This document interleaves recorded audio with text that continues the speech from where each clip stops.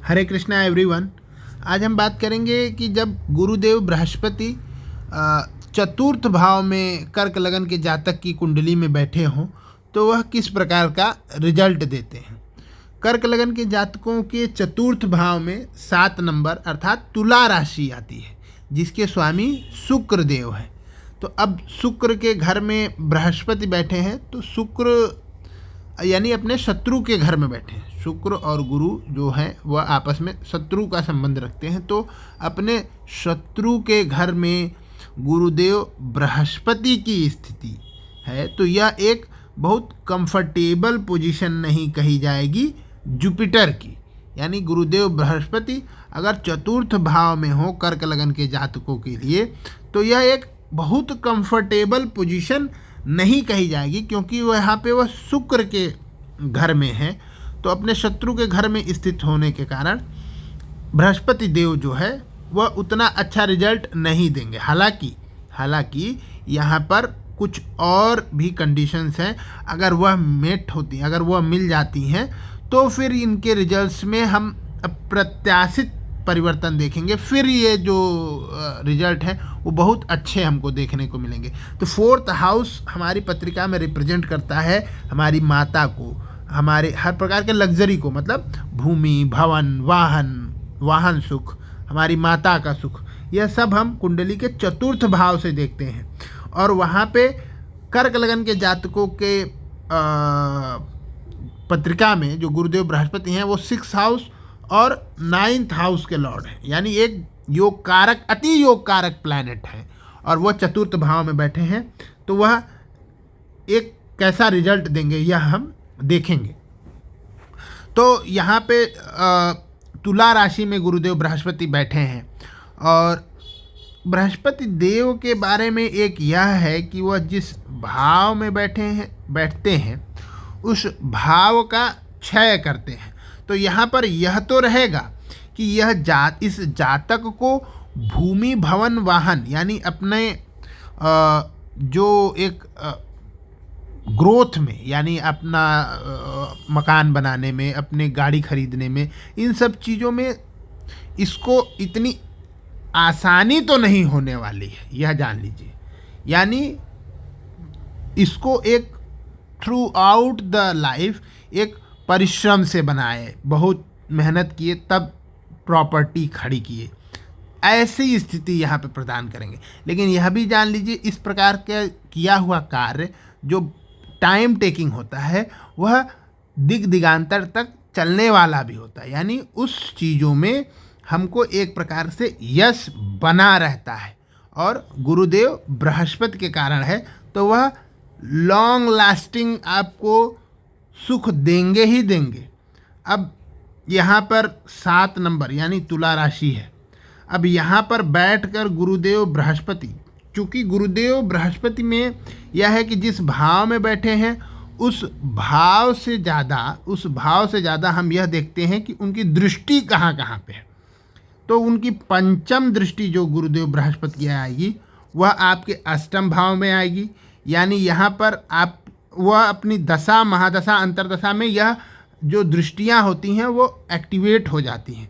यानी जब अब गुरुदेव बृहस्पति की दशा, महादशा, अंतरदशा आएगी और वह कर्क लगन के जातकों के 4th हाउस में बैठे होंगे, फिर वो अगर यहाँ अष्टम भाव में उनकी दृष्टि पड़ेगी तो अगर ज्योतिष से रिलेटेड, रिसर्च से रिलेटेड, अकल्ट साइंस से रिलेटेड, या हमको कोई अचानक से होने वाले लाभ को भी बताता है कि यानी हमको कोई अचानक से कुछ लाभ हो गया, किसी कार्य में हम लगे हुए थे, अभी तक वो हो नहीं पा रहा था, अचानक से वह कार्य सिद्ध हो गया तो हमको सडन गेन भी हो गया। अपनी 7th दृष्टि से गुरुदेव बृहस्पति जो हमारे कर्क लगन के जातकों के 10म भाव में देंगे, तो यानी कार्य क्षेत्र में भी सफलता प्रदान करेंगे। यह ध्यान रखिएगा, कार्य क्षेत्र में भी आपको एक सफलता प्रदान करेंगे। 9th जो एस्पेक्ट है गुरुदेव बृहस्पति का वह आपके 12th हाउस में जा रहा है। यानी इस दशा में गुरुदेव बृहस्पति अपनी दशा, महादशा, अंतरदशा में आपका व्यय कराएंगे किस चीज़ों पे? धर्म के चीज़ों पे। धर्म कार्यों में अगर आप अपना व्यय करेंगे, फिर आपको यहाँ पे बैठे बृहस्पति अच्छा रिजल्ट देंगे और वो करवाएंगे। वह व्यय आपका, गुरुदेव बृहस्पति हैं क्या, गुरुदेव बृहस्पति हैं धर्म, उनके नैसर्गिक जो उनका जो नेचर है वह यही है, धर्म है, ज्ञान है, गुरु हैं। तो यह हम देखते हैं नैसर्गिक। लेकिन जिस भाव में बैठे हैं वह तो करंट में जो रनिंग है, जो चलित है, वह तो हम देखेंगे। अगर मान लीजिए उनकी दशा महादशा अंतरदशा आ गई तो जिस भाव में बैठे हैं वह तो रनिंग है। फिर तो जिस मान लीजिए 4th हाउस में बैठे हैं, फिर आप अगर उस समय कोई प्रॉपर्टी बनाने की कोशिश कर रहे हैं, फिर उसमें हर्डल्स तो आएंगी। क्यों? क्योंकि जिस भाव में बैठते हैं उस भाव की हानि करते हैं बृहस्पति, और उनकी दशा महादशा अंतरदशा आ गई तो वह एक्टिवेट वहाँ पर हो ही जाएगी, यह जान लीजिए। लेकिन हाँ, आप उस चीज़ों में लगे रहेंगे, फिर पता चलेगा आप 8th हाउस से रिलेटेड आपका प्रॉफिट हो जाएगा। आप जिस कार्य में आप बहुत दिन से लगे हुए थे वह कार्य आपका सिद्ध होगा।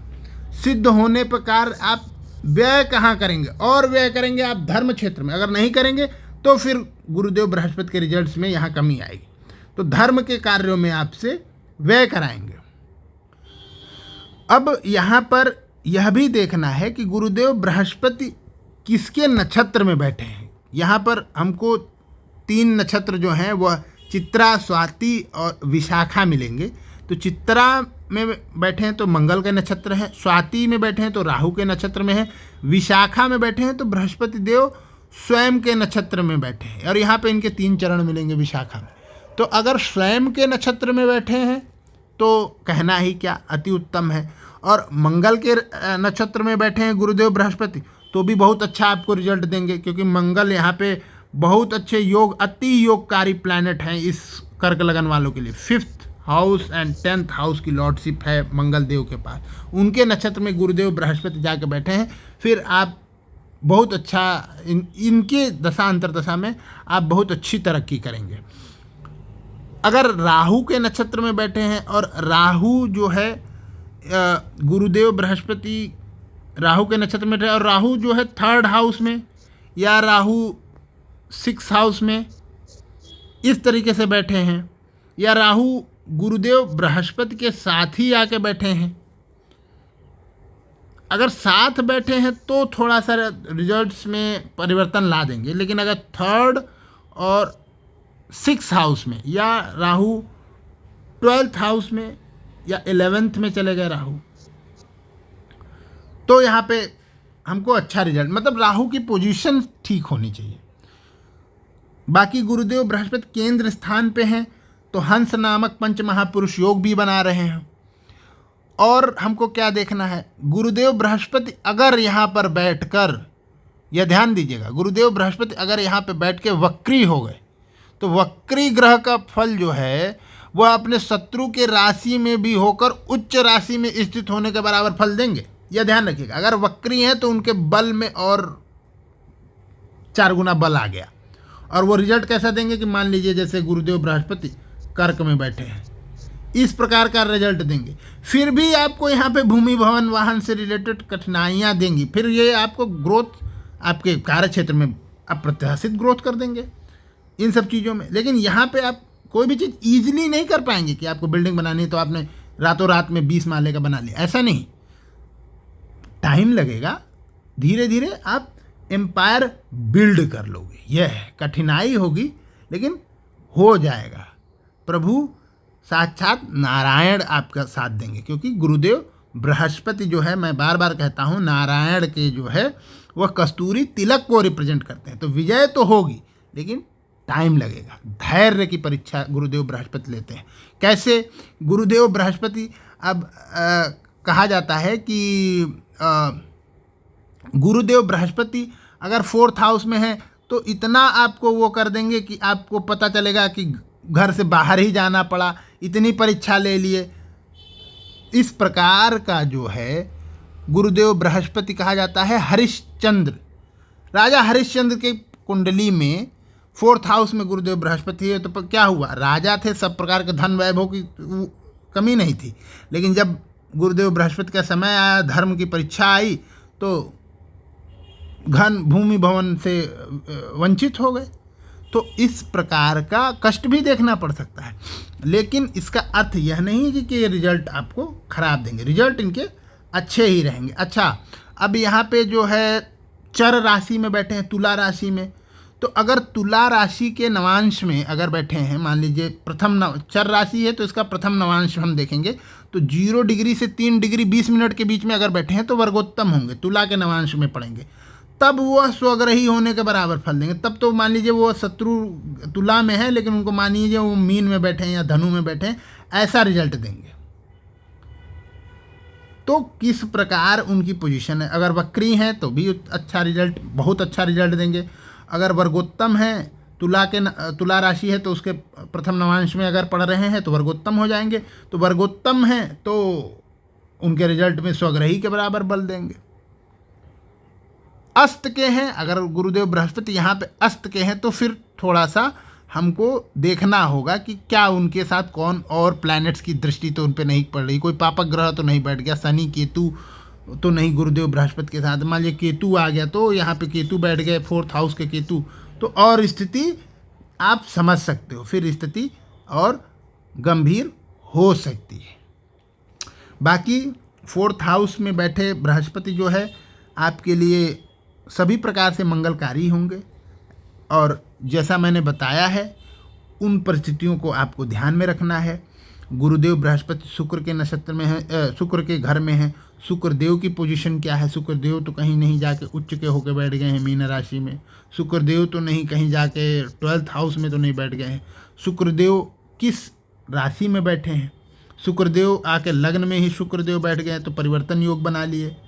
तो कैसे शुक्रदेव बैठे, फिर यहाँ पे जुपिटर के रिजल्ट्स में हमको परिवर्तन देखने को मिल जाएगा। तो शुक्रदेव की प्लैनेट्स पोजीशन कैसी है, जिस के नक्षत्र में बैठे हैं वो नक्षत्र लॉर्ड की क्या पोजीशन है, यह सब देखेंगे तब हम अच्छा प्रिडिक्ट कर पाएंगे। सबको एक बार वह करेंगे। गुरुदेव बृहस्पति वक्री हैं, अस्त के हैं, नीच के हैं, वर्गोत्तम हैं, क्या है, अगर वह भी देख लें तो हम यह कंबाइंड करके तब हम बताएंगे तो बहुत अच्छा रिजल्ट हम बता पाएंगे।